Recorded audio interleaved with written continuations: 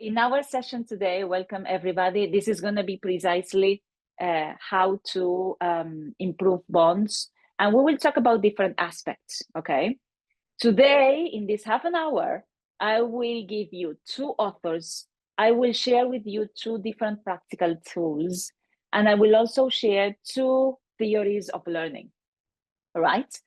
What are we going to focus on today in this half an hour? We'll focus on the salience network. I will tell you about it in a second. We'll talk about agency in our English classrooms, and we will also tackle the social brain, which is absolutely essential for learning at any stage of life, but most specifically for teenagers, all right? So this is like the compass for our session. This is what to expect. As I said before, I am a specialist in social and emotional learning. I highly recommend to you, my dear teachers, that you go into UNESCO and you download these documents, this research I'm sharing with you. It is called Rethinking Learning, a review on social and emotional learning for education systems. It's packed with idea, it's packed with research. It's more than 300 pages of research on the importance of how to teach actively, how to create impact, and how to aim at deep learning. Isn't that what we teachers always dream about, right?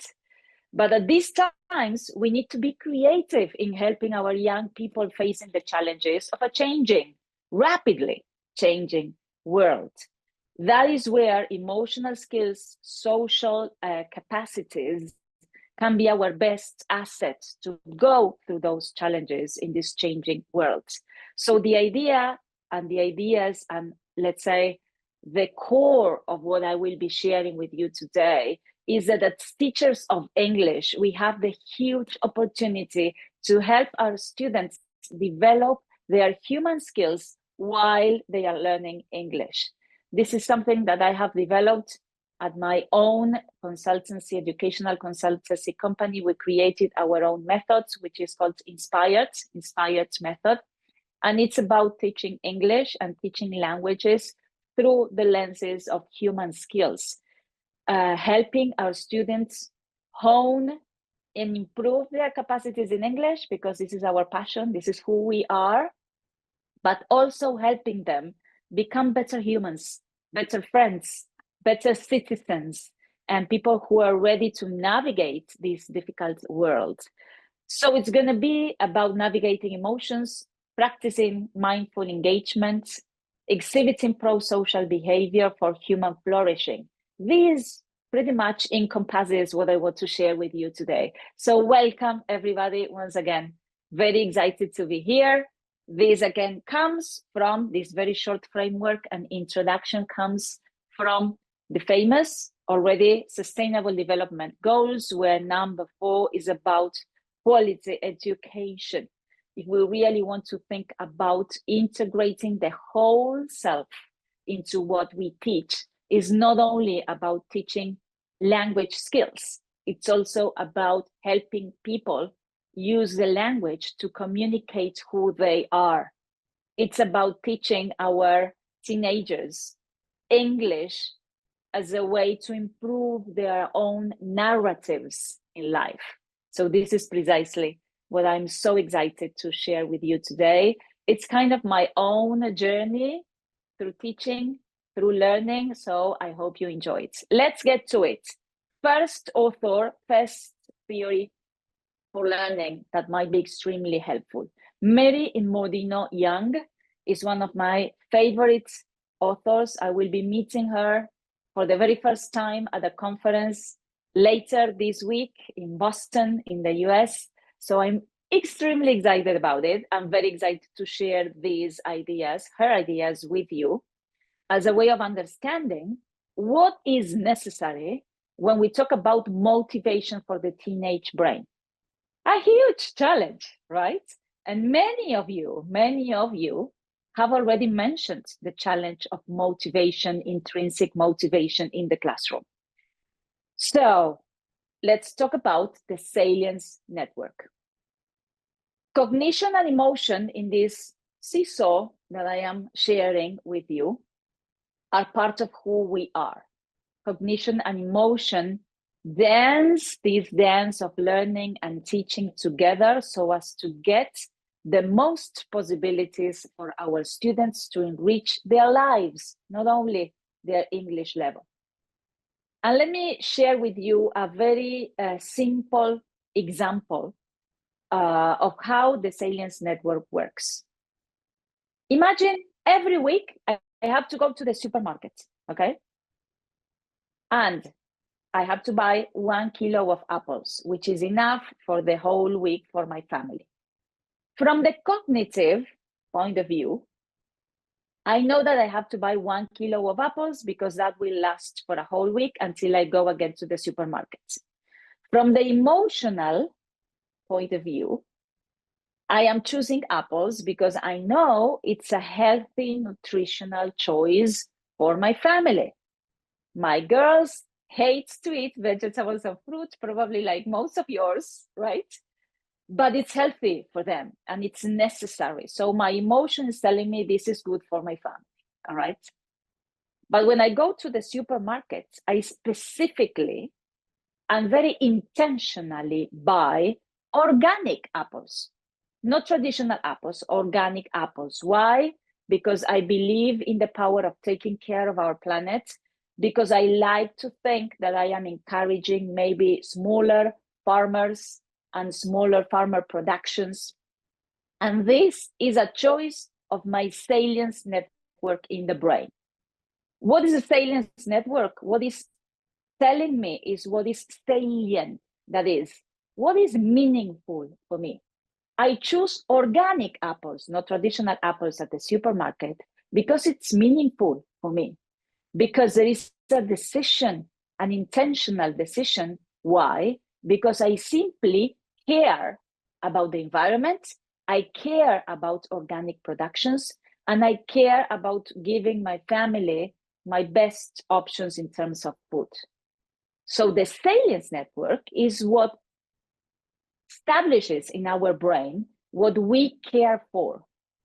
And the Salience network, my dear teachers, is responsible for creating relevance. What is relevant? We learn in terms of deep learning and long-term learning, we learn only those things that are relevant for us. How much of what we teach is relevant for our teenagers? All of it. Do they know it? Maybe not yet. So what we need to understand when we talk about motivation and intrinsic motivation is that the Salience network of the brain is the one responsible for engagement, is the one responsible for motivation. It's like the sweet spot, the paradise for all of us teachers that want to engage our teenage students in the game, okay? So relevance creates disposition for learning. The point here is we need to make this relevance explicit for our students. How? By bridging whatever we are trying to teach in English, whatever grammar, function, vocabulary, topic, communicational aspect, to something that is relevant for them in their world. We need to bridge what we want to teach to whatever they love, whatever passions they've got. And when we bridge and build that bridge, motivation sparks naturally. It is not imposed. We are simply sparking that little spark in the fire of their brains that is a Salience network. That is what matters, what they care about. But we can never do this, my dear teachers, if we do not get to know our students quite well. Do you really know your students? How much do you know them? Do you know about their passions, about their struggles, about what they care about? Do you know what they advocate for? Because this knowledge is essential so that we can take this very simple and complex strategy at the same time, which I call one step into their world. In general, it is my learning, and it has been my experience at the very beginning when I started teaching teenagers. I was trying to fit something in, you know. I had my objectives, I had my curriculum, I had all the books and all the contents and everything that I had to deliver during my classes. And I felt that I was kind of forcing something into their learning. So the idea is the opposite, okay? Bridging their passions to whatever we want to teach. Let me share more with you. What does this mean? It means precisely some of research that I want to share with you. And while you read this image I'm sharing with you, to focus on this stepping into their worlds, okay? Getting to know them better, establishing a connection, establishing a human connection with our students. This is essential in everything that we do. And here is our first tool, because I know, my dear teachers from all around the world, that you really want to take some practical ideas to take into the classroom. So I will share this tool, which I've been using like at least for 5 years now.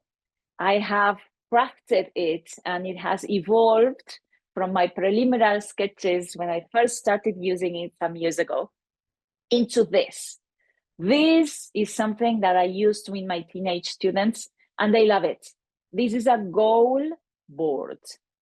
If we talk about motivation, if we talk about agency, we really need to get to know them, as I said before, but we also need to help them understand how to work with objectives, because this is what they will need in their lives shortly when they finish secondary school and they start university and they start living their own empowered lives, all right?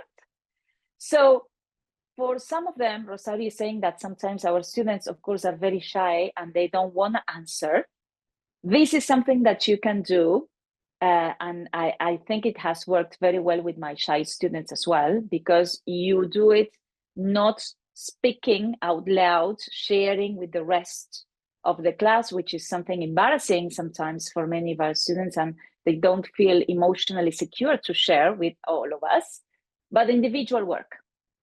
So what you need to do is, your goals are an important part of who you are. So what are your goals? What are your dreams? Let's start having these conversations with our students. What are your dreams? What are you dreaming of? Maybe it's not like such a big thing, like a life dream, but maybe there is a football tournament that is coming. You know, here in Argentina, we love football. So most of my teenager students have a connection with football, and they have some particular object related to this, but it can be anything. What is your goal? A big goal or a small goal? You need to represent this in a piece of paper or in a song, writing some poetry, but I try to invite them to do it through music, through paintings, through drawing, through dancing, and manifest what that goal or dream means to them. If they cannot use words, that would be better, all right? And this is what comes next. Write a sample if-then plan on the board using this model that I am sharing with you. What is your goal? What are you planning to do? And what will happen then? This is like a very simplified action plan where we are helping them tap into their passions, first step, represent them. And this is where we get to know a lot about who they are, what they expect from the world, their dreams, their passions. So this is absolutely juicy material for us teachers to work into motivation and bridge it with our content. And then the sample if-then plan. This also helps them into developing human skills, such as working for objectives, understanding that some efforts, will have to be deployed in there and that they can plan ahead for that. And then the magic happens if every now and then you go back to these goal boards and you revise how they have been advancing in making their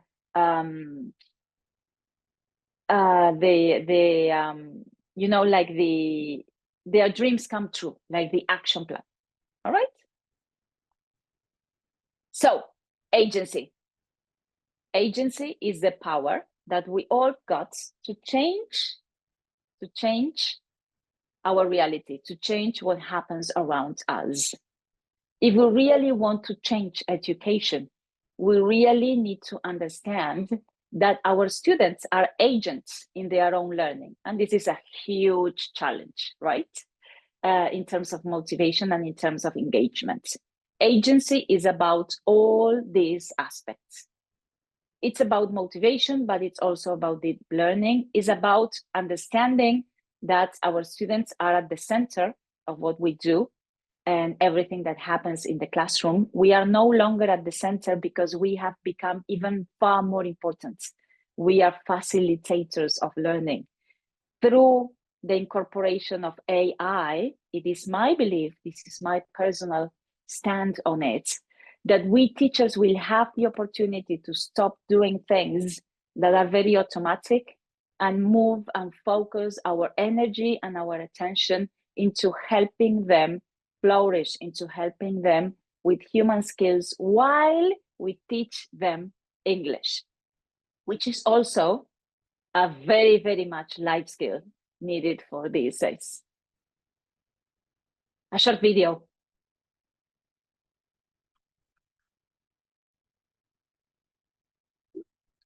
I love this video. I will just play it again, just because I love it. Because it speaks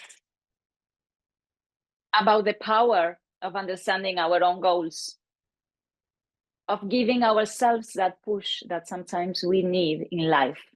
There is not always a teacher there. And this is a reminder, my dear teachers, to give yourselves also a little push, all right? To celebrate who you are, to remember how valuable your task is in helping people flourish into their best selves, into helping our students tap into their best possibilities, okay? Don't forget that. All right, so let me move a little bit more. Social brain. We are pro-social beings. Matthew Lieberman, many years ago, researched the human brain and could establish and discover, as a result of his scientific research, that our brain is so much pro-social that when we, as humans, we don't belong, when we feel that we are left apart, when we feel that we are not becoming part of something and a group that is there to nurture us and to make us grow, we feel the same level as if it was physical pain. The same areas in our brain light up as if it was physical pain. So it hurts. That important is the social brain in learning and in human development, not only in learning. But we know that we learn when we can share this learning with others, when we can learn together. This is a huge concept that I love, which is called togetherness. In this togetherness is that we learn at our best. And this is especially true for our teenagers. So we definitely need to take advantage of the social brain. A little game. Are you ready for a game? Type yes in the chat. Say yes if you are ready for the game. Yes, you are? Okay, so tell me, what is it that you see in this image? What do you see at this moment in this white and black image? Type in the chat. Let's see. I love it. Okay, first time I saw this image, I saw nothing. I mean, I just saw like white and black spots, and that was it. Nothing else. So you're extremely creative. Congratulations on that. Okay, second part of the game. I will show you another image, and then I will go back to this one, all right? Second image for all of you, my dear teachers. So many of you were right. I will go back to the original image. Why is it that I'm sharing this with you? Because I want to share with you our second author of the day, Dr. Lisa Feldman Barrett, which has also discovered through her research that our human brain is a prediction machine. So what I've just done, my dear teachers, is I created a new memory in your brain. Let me go back. When I showed this image, I created a new memory in our brain. Our brain is constantly referring to memories to understand reality. So, for example, what happens with our students when we have a test, when there is an assessment of any kind? Type in the chat. What emotions come up if I say test? Whenever we tell our students, we will have a test, and we know it is extremely important, and we believe in formative assessment, and we know that tests are a huge opportunity for our students to continue learning. However, anxiety, stress, fear, panic, bad memories, this is not casual. We all of us, not our students alone, all of us associate a test with experiences that are uncomfortable, to say the minimum. So we always refer back to that. The good news is Dr. Lisa Feldman Barrett tells us that those memories can be changed. So I need to invite you, my dear teachers, to become agents in teaching. Agentic teachers. How? By fostering the social brain and by telling and helping our students create new memories. What would happen if we can help them, for example, during a test, while we are doing a reading comprehension activity from the beautiful Macmillan materials that you all know, a speaking activity, if we help them understand that all those emotions that they feel might be understood from a different perspective, like the butterflies in the stomach when there is a test, can be the signal that this is the moment for you to give your best, that this is the moment to find your drive, to perform, to focus. These sensations in my body, this little fear I'm feeling, can be transformed into fuel for something better. That would be, my dear teachers, creating a new bee in our students' brains. Because the good news that Dr. Lisa Feldman Barrett shares with us is that those memories, those predictions of the brain can be changed with new predictions, like the new image of the bee that I gave you some minutes ago. Another tool, the second tool that I have to share with you, I will share the link for this because this is something that I did with a friend, teacher of mine. We created a choice board. If we want to create agency in our classrooms, we need to give our students voice and choice, especially for teenagers. My dear teachers, remember, if they feel that they can do like a little choice, this is like a limited choice that they will have. So we created the choice board because there was a novel that we were reading in the English classes, and we wanted to check if they could understood the story, but they could choose. They could choose between creating some music, sorry, writing or performing a song, or writing a letter, or reenacting what they had learned. They had this limited choice, 4 options, which was okay because it gives us teachers everything we needed to know that the content was covered, understood, and that they incorporated the new learning. But they could choose. I will share with you in a minute this choice board so that you can use it. Okay, so this is my second tool. And just to wrap up, my dear teachers, we can't heal the world, not the world as a whole, but we can start with a little voice of kindness. We can start with helping our students embrace who they are, celebrate their passions, get to know their passions, and giving them voice and choice in this world. So thank you all very much.